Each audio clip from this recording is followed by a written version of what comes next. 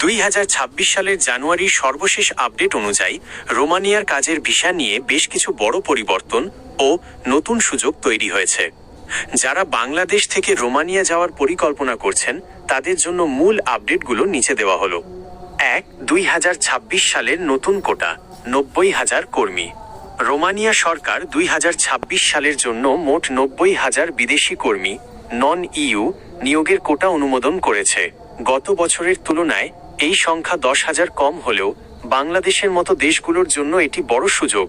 চাহিদা বেশি যে খাতে কুরিয়ার সার্ভিস 26,275 জন, মালামাল হ্যান্ডলার 20,912 জন, নির্মাণ শ্রমিক 17,799 জন এবং ড্রাইভার 12,237 জন। ভিসা আবেদন সেন্টারে পরিবর্তন, বড় সুখবর। দীর্ঘদিন ধরে বাংলাদেশিদের শুধুমাত্র ভারতের দিল্লির রোমানিয়া দূতাবাসে গিয়ে আবেদন করতে হতো। তবে ডিসেম্বর 2025 থেকে নতুন নিয়ম চালু হয়েছে। বিকল্প দেশ এখন থেকে বাংলাদেশি নাগরিকরা চাইলে মালয়েশিয়া, কুয়ালালামপুর, ভিয়েতনাম, হ্যানয় এবং থাইল্যান্ড, ব্যাংককের রোমানিয়ান মিশনেও শিক্ষা ও ফ্যামিলি রিইউনিয়ন ভিসার আবেদন করতে পারবেন।